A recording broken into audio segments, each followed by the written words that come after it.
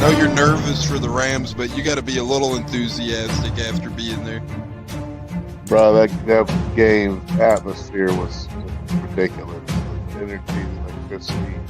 That place was rocking. Anyone was there, and a lot of the Super Buck fans were there too. The Bucs. Tampa Tones.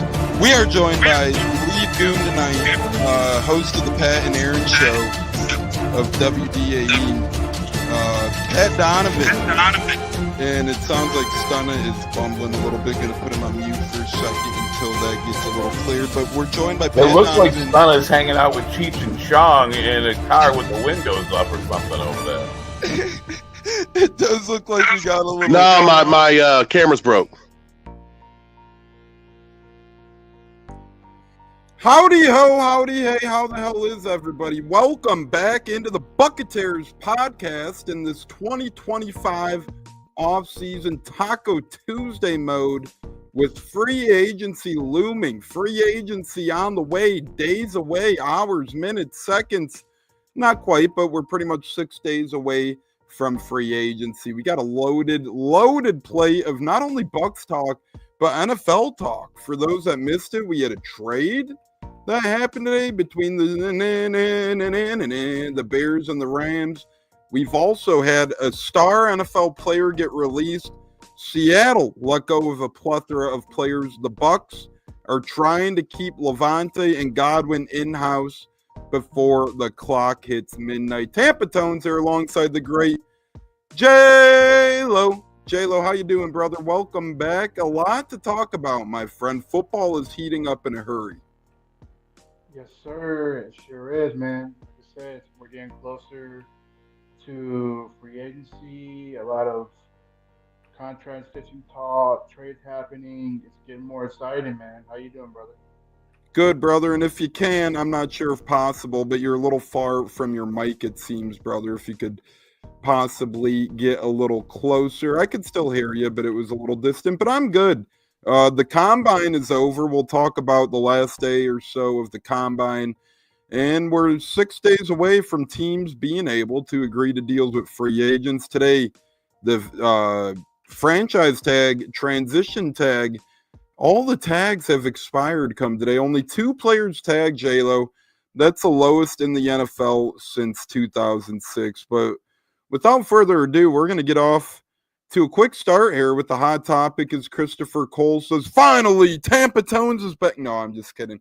Christopher, how the hell you doing? Hope you survived John Cena's heel turn on this past weekend at Elimination Chamber on Saturday. But J-Lo, a star player has been released. Now, what that means for those listening, since the star player was released, it means they are free to sign with any team right this minute, right this second. They could pick up their phone, call their agent, call a team, line up the dotted line, and sign ink to paper. That star player, J-Lo, is Davante Adams, which isn't necessarily a surprise at this minute. If you said it a couple years ago that he'd be a release, obviously a surprise. The great Olive, Olivia Scordato, saying, hey, y'all, hey, Olive, hope you're doing well, of course. But J-Lo, a couple years ago, the Packers did a very smart thing that many didn't view smart at the time. They traded Davante Adams for a first and second round pick. Today, the Jets go and trade him, and they couldn't even get a 7th round pick of next year. I know they saved $30 million. He was due $30 million this year, none of it guaranteed. So smart on the Jets' behalf, but oh, how the mighty have fallen. He'll still get a good contract, J-Lo. I'm thinking 2 years, 40, 45 million-ish for Davante Adams, and we'll see where he ends up. Will it be on the West Coast? All those teams are very fitting. If Seattle moves on from Metcalf, or even if they keep Metcalf, they could use it. Well, not really if they keep him, but if they get rid of Metcalf, if the Rams get rid of Cooper Kupp, the Chargers could surely use a wide receiver. The 49ers, although their bills are high, they have Kittle, they have McCaffrey, they have Ayuk on the payroll, Brock Purdy to pay next. They could still use another weapon. And then obviously wherever Aaron Rodgers goes is obviously a threat for Davante Adams as well, J-Lo. So thoughts on a star wide receiver getting released? A lot of teams will be looking to pad their lineup with him. And I do think this actually helps the Bucs retain Chris Godwin in a way, J-Lo, because although this move was expected, two things now. A, it was done before the year opened, so a team that wants a wide receiver that bad, who may have been Godwin suitors before, they may line themselves up for Davante Adams now. And B, it floods the market with another wide receiver, another big-time player to get paid, J-Lo. So I think this does help the Bucs in a slight way, not a lot, but 1-2% chance increase that they bring Godwin back, although I'm not even worried about Godwin, J-Lo. But thoughts on Davante Adams getting shown the door by the New York Jets? Well, as we all know, New York failed miserably yet again when it came to adding Rodgers, adding weapons for him. Now he's a free agent, but it's good for both sides because clearly the Jets are in real rebuild mode, in my opinion. And Devontae Adams has got a chance to go to a team and compete for a championship. And he's got many suitors. And to me, he's the top receiver in free agency. No knock on Chris Godwin, but Godwin's coming off an injury. We don't know how he's going to perform, which gives us the advantage of getting a pretty reasonable deal to bring him back, which I still think is going to happen. It's just funny with these tweets coming out about Chris, but back to Devontae. Devontae's gonna have many options. Heck, maybe the Saints might get him. Psych. Yeah, it's always something. It's always something. Everyone's always gonna make a hot rumor mill, but it really is pretty knowing. You never know what the hell happens when money gets thrown in front of you. But two likely scenarios: he either goes West Coast or he follows Aaron Rodgers. Now the kicker is J-Lo. At the same time, the Jets are obviously also ponying up. As Cleveland me says, can't wait until Monday, boys, alluding to free agency, which we all are itching, grasping. Can't wait for Monday. We totally agree. And we're going to have a fun weekend show. We might even go live Monday or Tuesday night. And well, definitely Tuesday, but we might bump it up to Monday, but we'll see. But Davante Adams could sign right now, anytime, anywhere, any team. And he'll be one to keep an eye on. J-Lo also today, while we get to our NFL news and notes, Allen Lazard made available in trade by the Jets. Not the biggest in names, but he was having a very effective year last year. Probably was on pace for the best year of his career before suffering a big-time injury, which set him back the rest of the season. J-Lo, here's another guy, a Rodgers minion, who might be following Aaron Rodgers wherever he goes. Seems like he has a little posse nowadays, seemingly him and Davante Adams. They kind of took on the Randall Cobb role and route of following Rodgers around. But thoughts on where Lazard might go? You think he'll get traded, or will he ultimately be a release in your eyes as well? I say release. I just don't see a team giving up a draft pick for him because obviously I feel like he'll be a free agent, free to sign somewhere. So why waste the draft capital when they can just save that and end up picking him up as a free agent? That's what I feel. He'll be a free agent. Yeah, Allen Lazard will likely be a free agent unless he garners a 2045 seventh. And no knock on him, but clearly now the thing Lazard is working in his favor is Bucs Nation says, my guys, happy Tuesday. Happy Tuesday to our guy, Bucs Nation 21. J-Lo, the thing with Allen Lazard is his cap hit wouldn't be too crazy to bring on if you're a team looking to add a wide receiver out there for a cheap pick, but I just don't see a team doing it. I see him getting released. Again, he's making around $10-11 million a year, which is kind of cheap for a decent wide receiver nowadays, but I don't see a team picking it up. J-Lo still has 2 years left on that contract. I think he'll be released, and he's the type of cat who will follow Rodgers, in my opinion, because he has had that proven success with Aaron Rodgers. And Rodgers got him a hefty payday in New York with the Jets. Last year, he had 12 games played. Now, again, he left the game injured, so pretty much 11, but he had 530 yards, 6 touchdowns, and 37 receptions. So Davante Adams, Allen Lazard now available. And J-Lo, our last big NFL news and note before we get going on another topic here. The Rams traded offensive lineman Jonah Jackson to the Bears for a 6th-round pick. He's reunited with the Ben Johnson regime, I should say, former Lion, signed a big contract with the Rams just a season ago, 3 years, 51 million, 17 million a year. Now the Bears are taking on his payday. Was a nasty run blocker in LA, but never suited the pass defense, and not really a good sign when a team like the Rams, who need pass pro for their older QB and Matthew Stafford, give up on you. But at the same token, the Bears needed 3 to 4 starting O-linemen. This helps them fill one of those starting roles, brings a nasty presence. Familiar with Ben Johnson, only had to give up a 6. They do pay him a little too much, in my opinion, and the old sentiment holds true, J-Lo. The top big paid stars of this free agency period are the cap casualties of just a season or two down the road. But J-Lo, I think Rams slightly win this trade, but I think it's good for both teams. A, it gives the Rams a lot of money to play with as they're not taking on $1 of his contract.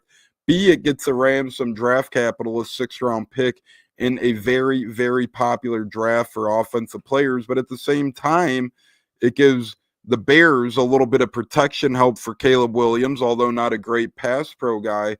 Surely the Bears need 3 starting offensive linemen. They have a lot of money to spend. Even if it doesn't work out, they could cut ties with him at year's end and go that route, J-Lo. But thoughts on the Rams and Bears pulling off this trade for Jonah Jackson? I mean, I think it's a win for both sides. Rams get draft capital off the hook of the money they had to pay him. Bears, I feel, got a pretty good offensive lineman who will at least help with the run blocking. And also, they got to get a run game going. And that's where the head coach comes in, who likes to run the football. So I think he'll fit nicely for the Bears. They get an experienced Pro Bowler from last season, well, the season before when he was with Detroit. So I think it's a win for both sides. So, good for both of them, even though they're on our side of the conference. But at the end of the day, I think that was a good win for both sides. Yeah, and it's never, I think it's a win for both sides as well. Again, the Bears had a lot of holes to fill. The problem is they're just paying him too damn much. He's getting overpaid for his position. So we'll see how it turns out. The Bears could definitely use the help, but J-Lo, seemingly every time they try to get offensive line help, it for some reason falters. A great John Ledyard, one of the best at breaking down film, says, I watch almost every Jonah Jackson snap played last season, and I wouldn't want to be paying him $17 million a year when I'm already paying another O-lineman big money. Solid player, but the issue is pass protection, and he would definitely concern me at this rate. So again, like Ledyard said, not a bad O-lineman, but just a little bit of a high price tag and not great in pass protection. Hey, Emily, she says, hi, everyone. Oh, how I hate this downtime. So curious. Well, Emily, great news. Free agency is Monday. So buckle up. Godwin, Levante, other Bucs free agents that we're going to talk about on this program, incoming, outgoing, going to be crazy starting on Monday. Problem is Rams played him. No, he still got time at his position. The Rams played him at 2 injury, but regardless of where he played with the Rams, he just was not good in pass protection last season. And his numbers prove that. And if you watch the tape, it proves it based on the licks Stafford took. Again, I think it's a good gamble for the Bears. They have the money. And even if you're overpaying a guy a little bit, they needed 3 offensive linemen. So I do think it is worth the deal. But I think it is pretty telling when a team like the Rams, who need pass protection for an older quarterback, when they get you out of town, oh boy, not the best of signs by any means. Best time of the year, man. Super excited for this upcoming season, especially renewing. Hey, there we go, J-Lo. Let's celebrate our guy, Bucs Nation, renewing his season tickets. Always a great sign when fellow Bucs fans renew their season tickets. J-Lo, speaking of season tickets, I want to speak on something quick before we keep motoring here.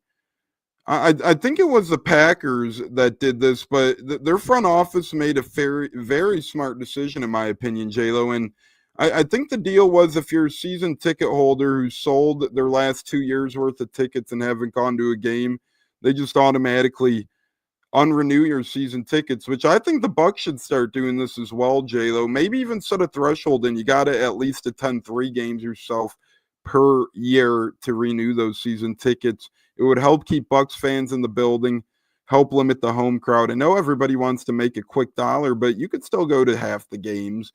Thoughts on that, J-Lo? I think that's a great idea because most fans sadly, sell their tickets for money. But I agree. I mean, if you can't attend more than 3 to 4 games, or at least half of them, then why be a season ticket holder? Just turn that up. If you're gonna be a season ticket holder, you should at least go to at least 5 or 6 games out of the 8 you get at home, or 7, because we're gonna end up losing a home game this coming season. Agreed, J-Lo. And if you can't, I know it's hard wherever you're at, but if you can make your mic a little louder, that would be incredible. Seattle saves over $32 million in cash with releases of D lineman Draymond Jones, offensive tackle George Fant, safety Rayshon Jenkins, D tackle Roy Robertson Harris. So, J-Lo, makes it wonder. Seattle, they're on the West Coast, rumored to maybe be trading Metcalf, but does this make Seattle maybe in line to extend Metcalf, or maybe bring in a Devontae Adams if they did trade Metcalf? One thing's for sure, J-Lo, I think it's interesting that Seattle is probably in one of the better spots in terms of, hey, they could draft a QB this year and still have a year left to Geno and kind of do a passing of the torch thing. But interesting to see what Seattle ends up doing. J-Lo, any of those guys catch your names for potential Bucs free agent targets that got released? Because they're all available to sign now. You wouldn't have to wait until free agency. But out of Draymond Jones, George Fant, Rayshon Jenkins, and Roy Robertson Harris, anyone catch your eyes there for a potential Bucs target, J-Lo? I say Rayshon Wow, Jenkins. way better. Whatever you're doing now, way better for volume. No problem, my friend. But I say Rayshon Jenkins out of the group, get a experienced safety to put next to Antoine Winfield Jr. and still go draft another safety or DB in the later rounds. But Rayshon Jenkins would be a good plug-in with experience. I agree with you 100%. I would like to see maybe if he takes a cheap deal and the Bucs are, say if Will Golston moves on. Although I thought it was interesting, Greg Allman had a tweet earlier today saying maybe the Bucs and Golston could work something out for cheap. But maybe if Golston moves on, Roy Robertson Harris could be a cheap D lineman veteran backup. But remember, CJ Brewer is almost certainly a lock for the active roster next year. So, J-Lo, real quick here on this as well. The Bucs are going to be bringing these 3 guys back, obviously. That's what happens with ERFAs, and we'll get into that here shortly, J-Lo. But these are good depth pieces to me. This is a good bunch of restricted free agents coming back, exclusive right free agents, I should say. But J.J. Russell, C.J. Brewer, Kayvon Merriweather are going to be signed to 1-year minimum league tenders. Pretty much Greg Allman made official today, J-Lo.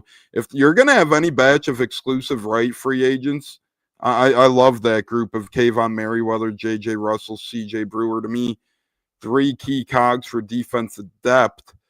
Bucs Nation said, well said, our organization should do that and especially needs to stop opposing fans. Last 2 years, being there every home game, lots of opposing fans. I hear your pain. I was there Monday Night Football against the Eagles 2 years ago. Cleveland me.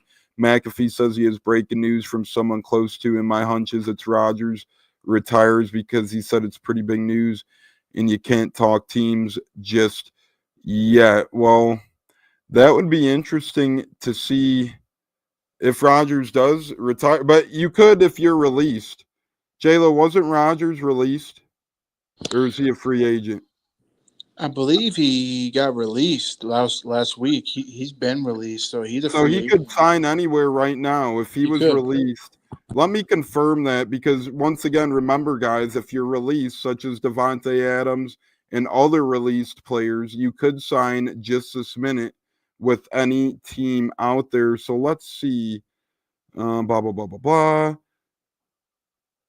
Blah, blah, blah. Let's see. On February 13th, the Jets announced their intention to part ways. Rodgers is expected to be released with the post-June designation, allowing the Jets. So, yes, Rodgers is free to talk with other teams right now since he was released. Now, he is a post-June 1st designation to help the Jets out money-wise, so this means he's technically on the roster at this time still, but J-Lo, given they have technically released him, he could talk to other teams without it being deemed as tampering. So it could be retirement. Cleveland me brings up a good point, but it could also mean he knows his team out there because, again, if you're one of these players, that's why a team like Seattle and a team like the Jets, they're giving these guys a service by releasing them ahead of time so they could get ahead of the free agent wave and talk to their teams out there. Yes, sir, Bucs Nation. That's the one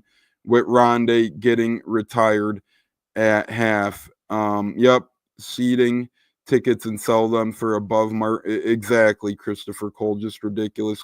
Yeah, exactly, Cleveland. He could be retirement or whatnot. But J-Lo, thoughts on Merriweather, Russell, Brewer likely being back, and they're going to be key depth pieces, cheap depth pieces, especially friend of the show Brewer on this Bucs team. Pretty much, if you guys missed it, Brewer will be back. CJ Brewer, that is. JJ Russell will be back, and Kayvon Merriweather will be back with the Bucs. Thoughts on that, J-Lo? Well, for one thing, it's experience. They all have experience on the field. They all been out there. Hell, I believe J.J. Russell and Kayvon Merriweather were starters at one point when we went through that injury bug. And C.J. Brewer, he's a good fit. I like the rotation, him coming in. I mean, these are depth pieces that we're going to need for the season, especially that they already got, 2 or 3 seasons under their belt now to where they can go in if their number gets called. Exactly, my friend. That's a great point on that. Real quick here, J-Lo, Sanborn getting released or not released, but the Bears aren't picking up his tender rights, so they're non-tendering him, making him an unrestricted free agent. Thoughts on him as a linebacker hitting the market? He's been an effective player for the Bears the past couple of seasons. Well, like I mentioned with the other 3, I mean, he's experienced, and he could be a cheaper route than going out to a big-name player at that position. I wouldn't knock him if we brought him in just because of experience. But we'll wait and see, how that goes if we pursue him or not. But if not, hey, I mean, there's a pretty good low key, underrated linebackers in the free agency that I've been hearing names about, which intrigues me. So we'll see. Yeah, and Bears fans aren't happy. Someone says if he actually leaves the Bears, he'll mutilate his wing with a cheese grater on Twitter. That's Jacob Infante. He's been their starting Sam linebacker the past 2 seasons. Also 7 starts as a middle linebacker. At a middle linebacker, he had 71 tackles, 6 for loss, and 3 quarterback hurries. So that would be interesting. EJ Speed, maybe a linebacker target for the Bucs. We'll see there. So pretty much, J-Lo, they have Servace, Dennis, and J.J. Russell. Then they're going to have Levante David most likely. Then it's just a matter of if they sign a veteran or if they draft a middle linebacker. To me, they're going to go in with the 4 middle linebacker Bucs Nation. I could see a linebacker getting drafted. Definitely a safety getting drafted as well. I'd look for a wide receiver to get drafted late, probably round 6-ish. And then I'd also expect a couple of corners maybe to get drafted. But linebacker, corner, safety, wide receiver, maybe an O-lineman if Bredesen leaves as well for depth. But J-Lo, what are your thoughts on that? To me, I feel you double dip. You pick a veteran up and you draft one as far as linebacker, safety, and corner. I think the first 4 rounds are going to be key contributors on defense out of those groups I mentioned. But then you got the veteran to kind of start it off, and then you got the depth piece because injuries do happen. So I say, yeah, I do agree there, J-Lo. I think we're going to double dip no matter. You're going to sign a veteran, but if you sign a veteran linebacker, I won't want to waste an early pick on it. But on the other hand, if we wait till after the draft, I'd like to use an early pick on a linebacker. So it really depends on when they sign the linebacker and if they do. J-Lo? Yeah, no, I was saying, to me, I say you go veteran linebacker to pair up with Levante or Savasi Dennis, who's already a key contributor if he stays healthy. I agree. And then the later round rookie would back them up, and then Yes. AJ Russell practice squad. Boom, it's all solved right there. And there's a good group of middle linebackers you can get in the later rounds. That way you can push Savasi Dennis or have a backup plan in case Savasi goes down. Then you got that next young rookie stepping up, backing up the two veterans. That's what I think will be doable for the linebacking core. Yeah, J-Lo, and I just want to get thoughts on this rumor that the Bucs have interest in at least Khalil Mack, also getting a little bit of Jadeveon Clowney's team. Again, I think these would be decent options for a couple of reasons. A, the Bucs wouldn't have to give up draft capital. B, both of them would likely be 1-year contracts. J-Lo and or not Jadeveon Clowney, Chase Young. I'm sorry, Chase Young and Khalil Mack. And C, J-Lo, you only have 1 year of him, so if they do bad, if Khalil Mack looks age, or if Chase Young keeps regressing, you could let go of him after a year. Their 1 years won't cost too much money. And then if they have a really good year, you have the franchise tag in your back pocket. You don't have to lose draft capital on these guys, and you don't have to give them a long-term, big-time deal. Thoughts? If it was me, I say you go younger and you go with Chase Young, who That'd be my preference as well. I mean, no disrespect to Khalil Mack, he's done tremendous wonders in the league over the years. But I just feel you gotta go younger at 25 over an aging 35-year-old edge rusher who only had 6 sacks last year compared to 16 and a half a year before. So to me, you go with Chase Young, low risk, wouldn't cost much, probably vet minimum, and just take a chance on him, see what he's got. You never know. Could be like a Baker Mayfield. He comes out of nowhere and gets double-digit stats, and that's what we've been missing. That, to me, I think, is worth going after Chase Young. You save money. You go draft another edge rusher to help push them. More depth, more pieces. You know what I mean? The more, the merrier. I agree, Mr. J-Lo's. Abraham's joining us, Buck78, making some good points in the chat. Signing Khalil Mack is a horrible idea. I don't know.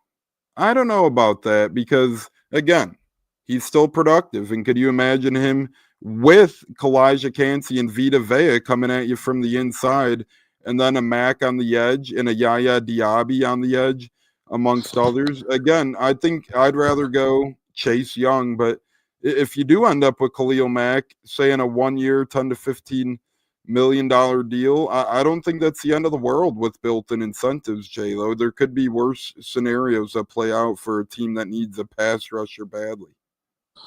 I mean, I wouldn't knock if we signed Khalil Mack. It just depends on the price and what he's asking. To me, 10 to 12 is maybe doable, but 15 is kind of a tall ask to me. But if we do get him for that price, I'll root for him and hope for the best that he can be that third down, get to the quarterback and create pressure, because that's what we lacked at, last season, just getting pressure on the quarterback. I don't know about him getting or even demanding 23 million off the year. On a 1 year deal, maybe, but on a 2 year deal, we'll see. PFF predicts that. I just don't know. I think it would have to be contract incentives built in to get him to that 22, 23 million. Hey, if he gets that off the bat, David, God bless. I'm out on that. We're out. Yeah, I don't think anyone wants to pay him 23 million a year. What we're saying is give him 10 to 15 if you can and go in with incentives. But again, that's a backup scenario. If you could get other edge rushers, sure. But if we do get Khalil Mack, so we have counter thoughts. Christopher and Abraham are seeing the glass half full with Khalil Mack. David seeing it glass half empty with Khalil Mack. That's the beautiful thing about free agency, draft, offseason. A million things could play out, J-Lo, and you could argue either side. My thing, if he cost flat out 23 million a year, no thank you. if you can make it incentives based, J-Lo, give him 10 to 12 million with, hey, you reach X amount of sacks, we reach the playoffs, this and that, I could entertain it.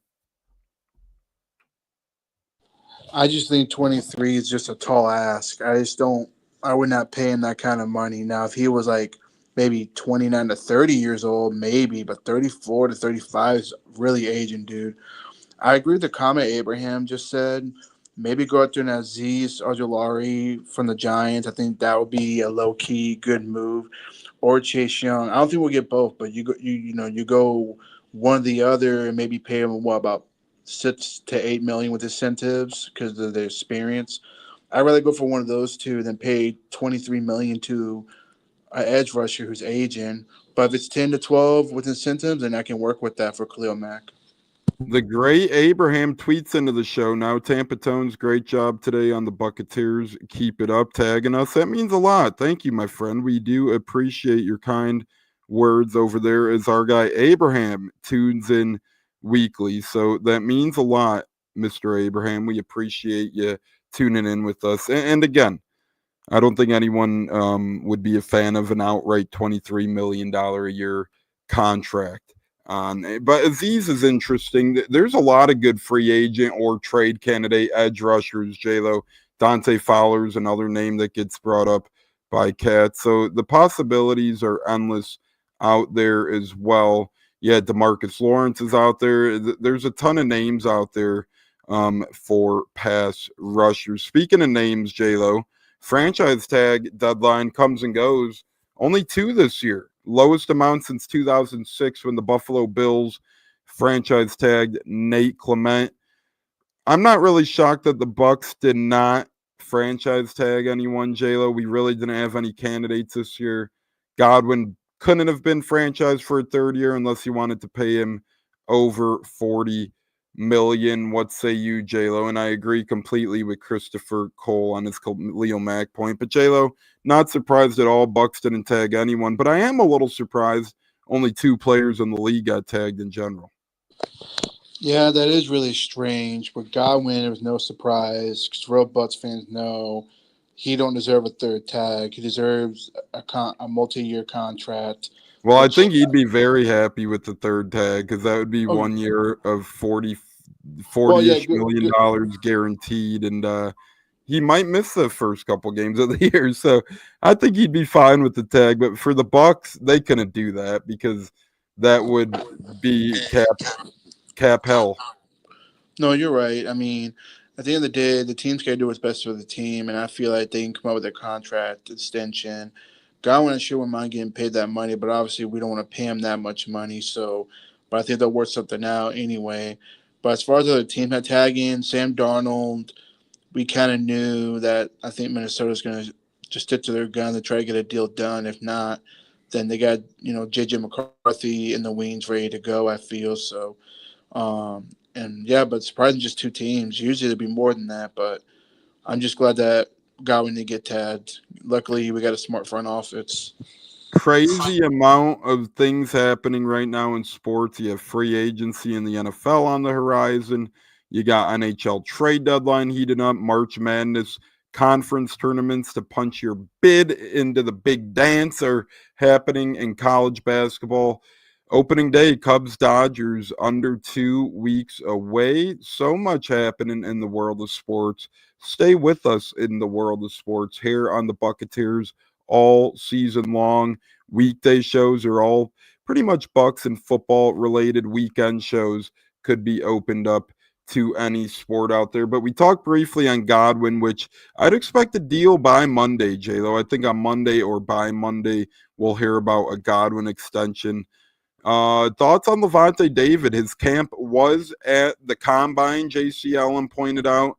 Our great friend who works at Sports Illustrated, Bucs Game Day, Sick Podcast Network.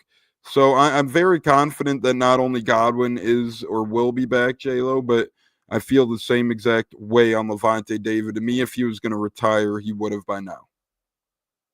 No, agreed. Levante, he's that type. It's either buck or retire. And he'll wait patiently. He may hit the free agent market. Teams may try to talk to him, but obviously he wants to play here. 1 year at a time. So I'm not too worried about Levante. He'll resign a little bit later. Godwin, I can see happening maybe at the end of the week, maybe a Friday or Saturday. I'm very confident they'll get a deal done way before the free agent even starts. I agree. Kind of like last year when the Bucs made sure Mike Evans didn't hit the exits running. It'll be interesting to see what happens as free agency again. Window opens on Monday, midday Monday. The negotiation period starts, but you're going to hear about a lot of moves happening Monday, Tuesday, Wednesday, Thursday in general. Obviously, Wednesday the moves could become official.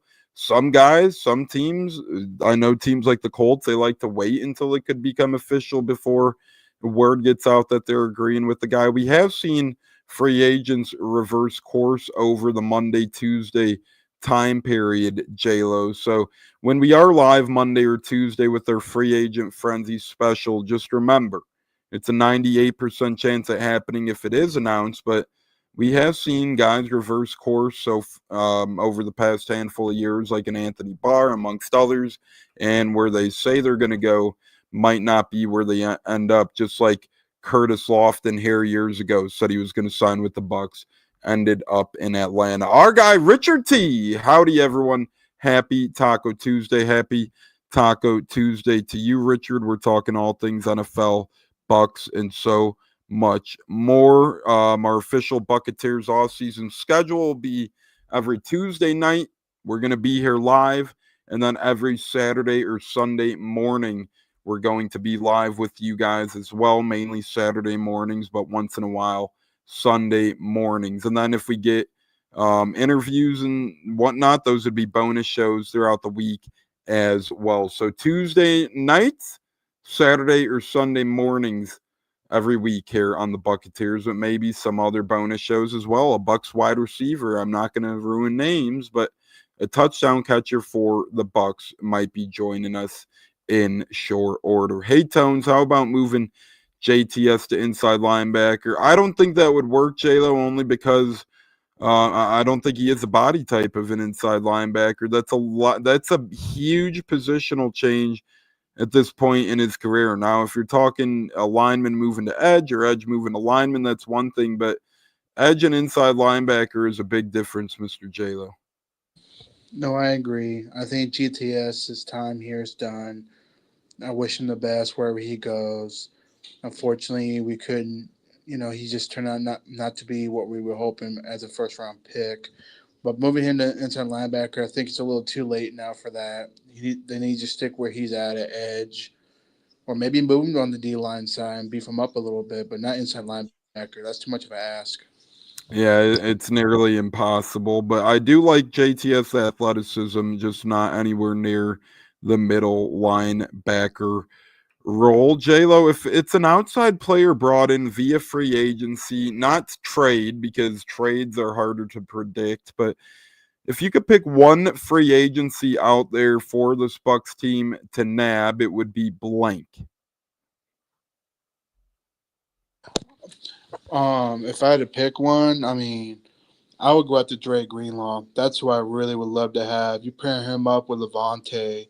Those two, if healthy, can be a dynamic duo for at least a year or two, depending on the health of those two players. But Dre Greenlaw is one of my top targets I would go after, or a Tre'Davious Ward at corner, or maybe even both. Just depends how much money they want to spend. But that's what I would go for. And then you just go edge with either Ojulari from the Giants or a Chase Young from the Saints. I think that right there, you could probably spend close to $23 million of those three of those players alone. You get your edge, your middle linebacker, and corner, and then you just let Dean go to help pace one of those new players. What do you think? I like that move a lot. I would be highly entertained by that move. I know you're a big fan of his, so hopefully it comes true. Him and Levante would be nice next to each other. And then you don't really have to focus on one as much in the draft either, J-Lo. So that could now I'd still take one in round 5, 6, 7, but I wouldn't take one up front and early. There's a good pool of guys out there. One guy that I think could be an interesting name on a prove-it deal, I'm not going with this guy, so this isn't my pick of who I'd love to see brought in, J-Lo, but one guy that a lot of people were clamoring for last year that you can maybe get on a bargain bin deal this year, J-Lo, would be Hassan Reddick, because he didn't do much in New York last year. I only had 1 sack there, so I'm not choosing him as the one guy I'd like to see come here. But he intrigues me a lot because a lot of fans were clamoring for him last year. You heard a couple rumors with him last year, and his price tag surely did go down. So interesting to see there. Another name that's interesting on the list, not saying I like him here, but Asante Samuel Jr. Interesting to see him hit free agency after a high and low career. Now, remember, it's likely that Tyke Smith moves to safety with Antoine Winfield Jr. to fulfill that role. So if anyone's thinking a big-time name safety, well, just remember the Bucs probably have their top 2 safeties. Not saying they can't sign one or draft one high, but just saying they probably have bigger fish to fry over there. If I could only go one, I think I'm trying to be most realistic as well. I think Byron Murphy would be a fun option. I think somebody mentioned him. Yeah, a couple people mentioned him. We need to move on from Jamel Dean. Yeah, that's the likely synopsis. But J-Lo, I'm going to be persistent here. I'm going to be key with what I've been saying. I would like to see the Bucs bring in Chase Young. I'd be intrigued to see what he brings. I think him, Kalijah Cansey, Vita Vea up front. You don't have to give up draft capital. He's still young enough where you could retain him in the future. So you say Dre Greenlaw, I say Chase Young is 2 guys we would like to see brought in from the outside in. Happy 1-year anniversary with Evans resigning. Yeah, J-Lo, remember Jason Light was with Wayne Gretzky last year when it happened? I remember it like yesterday, man. How about you? Oh yeah, I was at work and the news broke in the morning time when I was at work, and I saw it on the TV and I couldn't believe it. I was like, wow, thank goodness, because I really thought for 2 seconds we were gonna lose him, because he was very adamant on attempting to talk to other teams, but then thankfully his wife kind of helped with the decision planning, and man, thank God he's a Buck, and he's gonna be making history next season and breaking Rice's record. Thoughts on big play Slay, Darius Slay. Gerald McCoy's lobbying for him. Richard says, how about him? He brings, obviously, veteranship, Super Bowl experience to his secondary that could use a body. If he's cheap enough, J-Lo, what say you?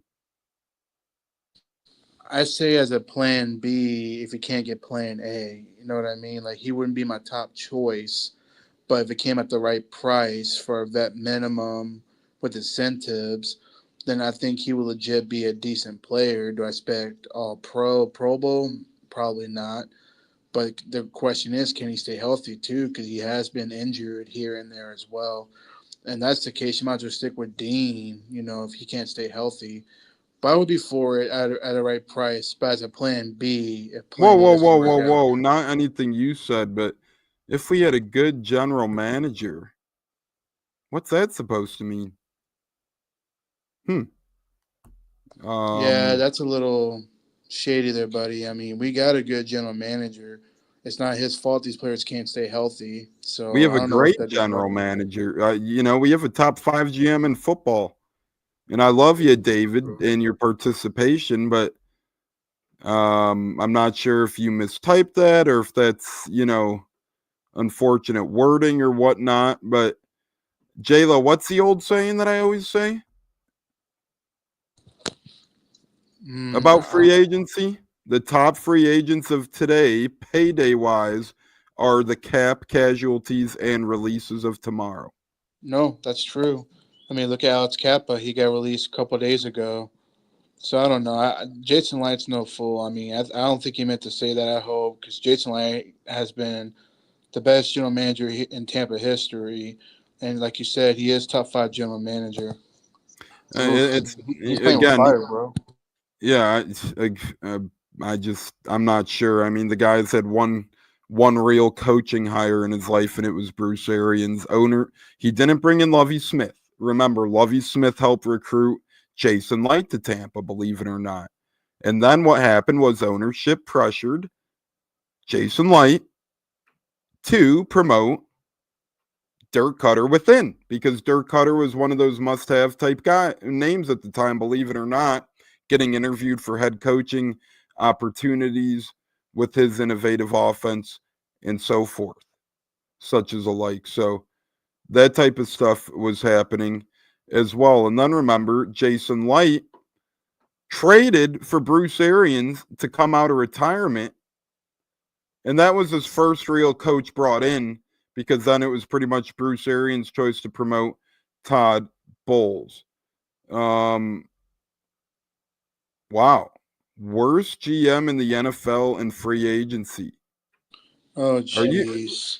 This guy's trolling. So yeah, he's trolling like hell. Chap Barrett, free agent. Shaq Barrett, 1 year, $3 million.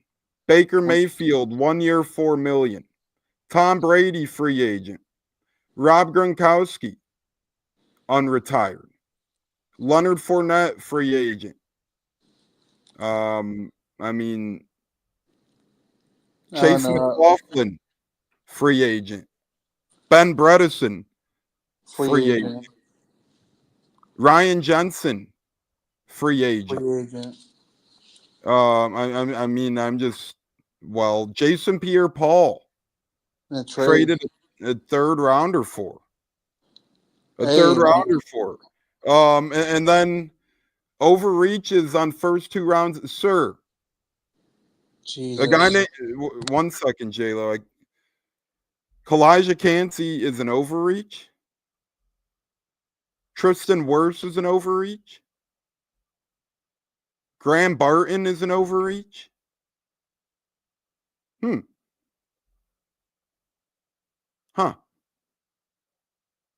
Wow. Didn't know already penciled in Hall of Fame left tackles an overreach. Didn't know one of the best defenders in the game is an overreach. What say you, J-Lo? Yeah, I don't know. It's just head shaking to me. Clearly, he wasn't paying attention the last 2 to 3 seasons on our draft picks, so I just don't know where he's trying to come at with overreaching, especially with Mike Evans back in the day. Was he an overreach in the first round? No. And Sue, a free agent, Gaymont, that's another great free agent he brought in. And by the way, I know he melted down. We couldn't really help that. Antonio Brown, he brought in to help play here as well. JTS, hold on. This is how I know you're trolling, sir. Logan Hall had a tremendous step in the right direction last year, and we're still paying him on a rookie deal. He is very effective as a starting D lineman last season. Braswell was a rookie. Get real with yourself. Get real. Kyle Trask was a good draft pick, you could argue. We're paying him minimal dollars to back up. Minimal dollars. Quarterback position, backing up, is a lot of money nowadays. Dave, we're paying a rookie to do it. And then JTS, hello, a 4-year starter, you could do worse, but with the 32nd pick in the first round, you could do worse. Obviously, you could do better, but you could do worse. Stop clowning. Graham Barton, massive. This is how we know you don't watch football. You just don't. And when you don't watch football, you don't have a spot here with your comments. I'm sorry. So, Jesus, no. Get out of here with that comment. Graham your trolling abilities elsewhere, my friend. J-Lo, I'm all for Bucs criticism, but when you come out like a buffoon and you throw worst GM in the NFL, you're an idiot. Plain and simple. Yeah, clearly he's not a real. If he's a Bucs fan, he's not a real one because he's not really watching the last couple of seasons. And then you want to bash Graham Barton, who was going to be a 10-year starter. Get the F out of here, man. Ring of Honor, Jason Light, Buck78 says he will be, not a doubt about it. Oh, and he's so bad and stupid that he He helped win the Patriots the Super Bowl back in the day. But hey, he's an idiot. Christopher Cole. Here's one. Light is the only GM to re-sign everyone after the Super Bowl, and we should have ran it back. But injuries and meltdowns cost us a chance at running it back. But man, it's Jason Light's fault. And we never had a rebuild. We won the Super Bowl and we keep making the playoffs. That's not cool. We should rebuild by now. Have 3 wins, 4 wins. Hell, making the playoffs isn't cool. Drafting guys like Cody Mauch, Luke Odecki, Tristan Wirfs, that's not cool. I mean, come on. Maybe he's right. Maybe Jason Light drafting Chris Godwin in the mid rounds, Antoine Winfield and Wirfs in the same draft, bringing in Tom Brady, signing Baker Mayfield to maybe David's right. Maybe somehow Jason Light isn't a good. I mean, Graham Barton is horrible positional value. Yeah, right. Brady was a terrible free agency signing. Bruce Arians was a terrible hire. Gronk, that was a terrible move. Wirfs and Winfield were terrible moves. Maybe he's right. Maybe he's right, J-Lo? Maybe he's right. Maybe Baker Mayfield was an overpay at $4 million. Maybe paying Shaq Barrett $3 million to come in here and get 19.5 sacks was an overpay. Maybe trading a third for Jason Pierre-Paul was too much to help win us the Super Bowl. Maybe he's right. Man. Barton was a center off. Lord. I just don't get it. I don't know, man. I'm just looking at his comments. I'm shaking my head. Light did nothing to address edge. Huh. Middle linebacker. Oh, my goodness. What part of injuries don't you understand? Injuries happen in the NFL. You can't, and Light just can't go pick up every single person on free agency. We had to go with the best we got, and we still won the division and made the playoffs. Worst O-line in the league. Worst O-line in the league, Richard said. Oh, my God. Of course. Abraham, some fans have no patience. Exactly. Devin Culp in the 6th. Exactly. He's going to keep blossoming. But my last words that I waste, because I'm wasting words even addressing stuff like this, but how did he do nothing to address the edge room again? Drafting 1 in the 2nd round wasn't trying to address the edge room. Chris Braswell. That wasn't trying to address the edge room at all. Yaya Diaby a year before that wasn't trying to address the edge room. Luring Shaq Barrett out of retirement wasn't trying to help shape the edge room. Linebacker wise, he brought back Levante David. He brought in Deion Jones middle of the season. So how did he help again? And again, Brady came here in part because of Jason Light and their time in New England. Idiot. Just a moron, David. I'm sorry. Moving on. Yeah, please, let's just move on. You're not going to entertain a single word David says the rest of the show. Yeah, happy. I guess you're unhappy with playoffs every year, moron. Just a moron. J-Lo, one player you would like the Bucs to keep internally, outside of Levante David and Chris Godwin, obviously, but another player who's a free agent that you would like to see the Bucs keep internally. Who are you going with? I'm going to go with Bredesen. He may price himself out, but I don't think he will. I think he did a great job, and you want to keep that continuity with the offensive line, which was top 5, by the way, which was a free agent signing by Jason Light. But anyway. Yeah, isn't that something? Who would have thought? Jason Light having a great signing and Ben Bredesen. At a cheap price, too, man. I guess he's a scrap, though. Agreed. But I'd say Ben Bredesen. I think he's earned contract he deserves. He'll remain. Yeah, I'm gonna go with. I'm not gonna pick the same as you, so let me go elsewhere. If I were to see, yeah, Bucky Irvin was an overreach. Yeah, exactly. Buck 78, you're a real one, so you're very aware of these types of situations. I do appreciate that. If I were to keep one guy outside of Godwin, David, and now we're gonna go with Bredesen because hmm,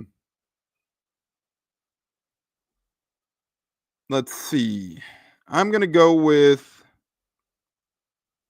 this is actually tough. This is a tough one. Who I would maintain because I think Robert Hainsey gets a chance somewhere. JLo, I think he gets paid Oh somewhere. yeah. I'd say Anthony Nelson back on a 1 year or 2 year deal to keep the edge depth going. Again, I can't pick Bredesen or the other two at this point, but yeah, and Brewer, Merriweather, and Russell are back as well, so they're out of the picture. So Godwin, David, Bredesen. Yeah, give me Oh, Anthony Nelson. I got another one for you, Tones. How about what's his name? He got injured. Bryce Hall. He's another one I wouldn't mind bringing back at a cheap price to give him another shot. What do you think? I like Bryce Hall, and I also like Sua Opeta if we lose Bredesen. If we lose Bredesen, I would bring back Opeta on cheap depth. But yeah, I like Hall. We haven't really had the chance to see him in real action. He got hurt in the preseason last year, and he had to be out for the season. And again, Jason Light brought him in. Tavier Thomas. He drafted a corner or brought in Funderburk. So he tried. He tried. Heck, he had to bargain shop after break. Exactly, but making the playoffs, it's overrated.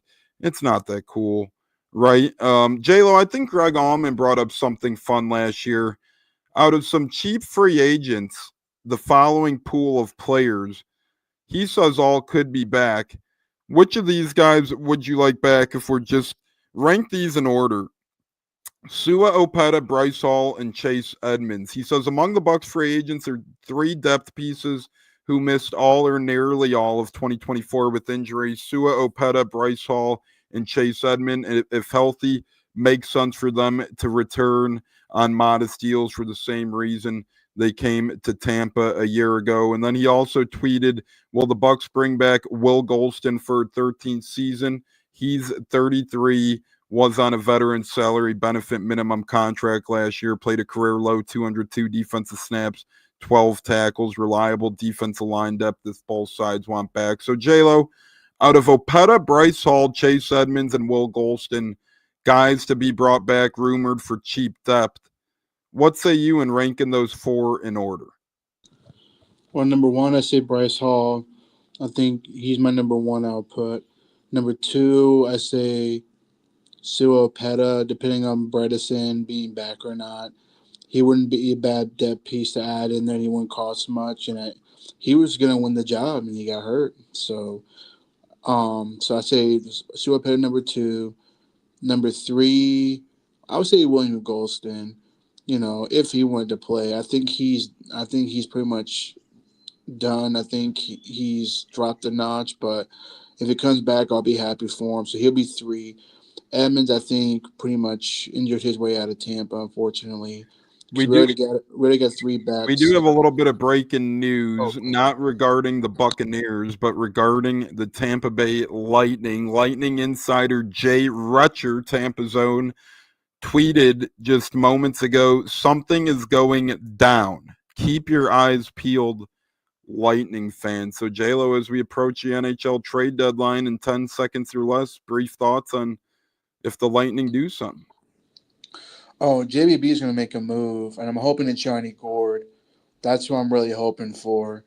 I already saw I Jay heard about the Reacher. kid from Buffalo might be a good get too. Oh Drawing a yeah, blank on his name, but yeah. If you watch Jay Reacher's podcast, by the way, shout out to Jay Reacher. He's another great Tampa sports fan, podcaster. He mentioned a key trade that could happen. He heard from a writer. I saw this morning, to where we would get that kid from Buffalo and get Johnny Gordon a 3-team deal. So if that's possible, that's a home run to me because Johnny Gord was one of my favorite, under low players before he ended up getting drafted by Seattle in that league expansion. But that's what I'm thinking is going to happen. It's going to be announced. I'm just very confident that we're getting Johnny Gord back at least. And if that kid from Buffalo comes, hey, more power to it. Yeah, Breezewa is no stranger to big deadline trades with Hagel and the one that didn't work out so well a year or two ago. Drawing a blank on his name. It's on the tip of my tongue, but it was a I know young cat. The light. Tangent. Yeah, Jano, that's it. He didn't work. But hey, Breezewa's always trying, as is Jason Light. Abraham says Golston was a great mentor for Logan Hall. I agree. If I had to rank those four in order, I would go Will Golston number one, just because not necessarily production, but what he means to this Bucs team. He's been here forever. He's been a tremendous asset, depth piece, mentor for the young guys. He means a lot to Tampa. So I'd go Golston one. If Bredesen leaves, Opeta 2, Hall 3, and Edmonds 4. I like Edmonds, J-Lo, but with Tucker, and even if we did get rid of Rashad White, which I don't think we will, he's a hell of a pass blocker and catcher. But say if we did for money purposes or to bring in draft capital, we would still have Tucker and obviously Bucky Irvin. But at that point, it would maybe mean, hey, Edmonds could come back for cheap. But either way, I don't see us bringing back Edmonds, J-Lo. No, he injured his way out, unfortunately. He made some splash plays in 23, but he just couldn't stay healthy. So if they were to let, like Travis Shaw White for draft capital more than cap hit because he's on a rookie deal, maybe they might go draft one. Why not stock it up more? And you already know how I feel about the kid from Arizona State. I love that kid, but I'm fine with the running back room we got with those three. Rashad doesn't need to go anywhere. I think he's a good playmaker. I just want to put that out there. But Edmonds pretty much, I think his career is pretty much done. Yeah, I think it is as well. Probably is David still going? It's like, sheesh, give it up. But Allman, again, we talked about it already, J-Lo as well. But the exclusive right free agents, which could be announced any minute now officially, Kayvon Merriweather, J.J. Russell, C.J. Brewer will be announced within the coming days. So rank those 1 to 3 quick before we get to the last combine talk and our final word. Who are you looking forward to most out of Brewer, Russell, and Merriweather?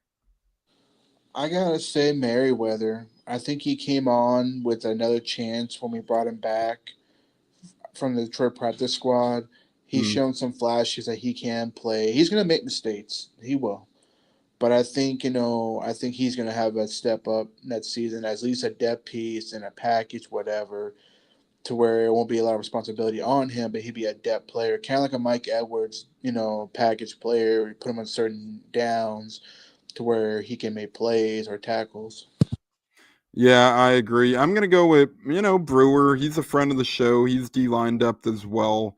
Give me him up there. But I think all these three, J.J. Russell, Brewer, and Merriweather, are all good depth pieces for sure. Edmonds will go Carolina or Jacksonville, or he could retire, J-Lo. You never know. He's coming off back-to-back big injury seasons now. He's had a lot of injuries in his career. And again, he hasn't been horrible in free agency, dude. I don't know what you're talking about, man. So, look up research tonight. That's all I could recommend for you. And hopefully you learn the real Jason Light. But J-Lo, the combine ended. We were live Saturday. So after we got off, quarterbacks and wide receivers went. Then Sunday, offensive linemen went. Last couple of days of the combine, it comes and goes quick every year. Thoughts on Saturday and Sunday of the combine? Oh, yes. I mean, there were some flashes of some running backs, receivers, quarterbacks. Even a lineman got my attention who ran a fast 40 for a big guy. And don't count drafting a lineman depending on our moves and free agency or trades. But I was excited for a few of them, especially at the receiving group, because Light's going to go get one in the third or fourth round, depending on how the free agency goes. And usually he's pretty good hitting in the third or fourth round for a receiver or a running back. So I say we definitely got some hidden gems that Butts may pick out of nowhere and make it more exciting to do more film study on them. Remember, Jason Light loves his small school offensive lineman as well. Luke Odecki, Central Michigan, Alex Kappa, Humboldt. You had obviously Cody Mott, North Dakota State, Eli Ellie Klein, Marpet. Eli Klein just last year, Ellie Marpet, Hobart. So who will it be this year? He has a great track record of that. That's why I love watching Sunday. It is crazy though, J-Lo. If you look at the media room Saturday and Sunday where the O linemen are doing media days, it's way emptier than the beginning of the media sessions. Before we get to our final words, J-Lo, who are your draft crush or crushes for the Bucs if you had a pick? Ooh, tough one. There's a few of them. But for me, I'm going to have to go with. I like the safety / corner DB out of Georgia, McCallie Starts. Shout out to Peter Report and Real Butts Talk on talking about, oh yeah, and JC Allen too as well. I've really grown on to him a lot more to where he would be my draft crush right now in the first round. But Who? also, even though we don't need this guy, but the kid from Arizona State, the running back dude's a monster. But we don't need a running back. But if we were to get him, I'd be ecstatic. Adabo. Oh All yeah, right. Kevin. That And that dude. who was your draft So, crush again? One more time. I'm going to say Malachi Starts, say the DB who can play outside, nickel, safety, and plus familiarity with Tyke Smith. I think he would be a great addition no matter who our edge rusher is from free agency. I like that kid a lot in the first round for us. Christopher Cole, very smart, as me and JLo always say. The free agent breadwinners of today are the cap casualties of tomorrow. As Abraham said, Kappa just got let go. If I were to pick a draft crush, if we don't address middle linebacker, I love Jihad Campbell. I think he's the best linebacker in the draft, hands down. I'm a big fan of the kid. I think he could do wonders. But if we do address that, I think Donovan Izukaruku from Boston College, I probably butchered that, mispronounced it, but his sack production in college was incredible. Those would be my top two. Mike Green fell off for me. Not that he's a bad guy, but a little bit of a checkered history. Played at Marshall, so not as high as competition as Boston College. So I'd lean Donovan Izuruku or Jihad Campbell. If we don't sign a linebacker, give me Jihad. If we do, give me Donovan for sure. That's just it. The bottom line is that it should always be easier, more predictable to fill an immediate. Yeah, I'm just not sure what he's even saying at this point. So talk to a wall, my friend. J-Lo, final word for you, brother. What's your final Bucks word? And again, we do have breaking news before Saturday's show. Wednesday, Thursday, or Friday, we'll come back live because the Bucks do have a lot up in the air right now. A lot of stuff could break over the days. But J-Lo, as we head into free agency, final word, my friend. We're almost there. Monday, it's time. Final word is Jason Light is the greatest GM in Tampa Bay history, regardless of what one person's comment says, whatever. And also looking forward to hearing more talk. I think I'm predicting Godwin by Friday will sign a 2-year extension with the Bucs. Yeah, James Pierce Jr., a lot of people are wondering, seeing him mocked. He's a great elite talent. He has a lot of upside, but his thing is, it's just one of those things where his production wasn't huge in college, so he was a little overlooked, but he does have all the intangibles. He's everything you look for, 6'5", has the stature, only 21 years old, could be a great piece. Again, he just didn't put it together all in college, but the potential is there. He has a lot going for him. And we'll see how it goes. Just 7.5 sacks. Not that that's terrible at Tennessee last year. 10 the year before that is when he really blossomed, though. So some say character concerns. Some say he just didn't put it all together. But James Pierce Jr. is a name to watch. over the coming weeks for the draft. Character issues, yeah, I don't think it's as bad as Mike Green's character issues. Let's put it like that. Mike Green's character issues are a little more overshadowing. He had more run-ins with the law and whatnot. Game On and Christopher Cole say, trust light and BA. Exactly, fellas, that's just it. David, sorry, you're an idiot. That's my final word of the night. Whatever the hell David's smoking. Ladies and gentlemen, lay off of it because it clearly gives you Bucs derangement syndrome. Come on, David, get better. Go do your research and read a book out there, my friend. J-Lo, any last final word? Last word is, man, stay safe. I'll be looking out for any moves by the Lightning because I'm getting more excited hearing about that news. So I'll be looking out for that. And they're playing tonight. Hopefully they'll rebound and beat Columbus at home. So we'll see what happens. And tune in, later this week, man. Stay safe. Go Bucs. Stay safe. Go Bucs. Fire the damn cannons. Touchdown, Devin Cole. Bucs add in free agency. Breaking news, Chase Young coming to the Bucs. We'll see. Yeah, exactly. It's not off the field concerns as much as it is for on with James Pierce. So go Bucs. Fire the damn cannons. We'll see you Saturday, unless we got breaking news. We'll be here before then. But peace, everybody. The chat was rocking and rolling tonight. We appreciate you all greatly. Love you all. Go Bucs, go Bucs, go Bucs. Fire the damn cannons. Even David, who's a hater, will say we love you too. Peace.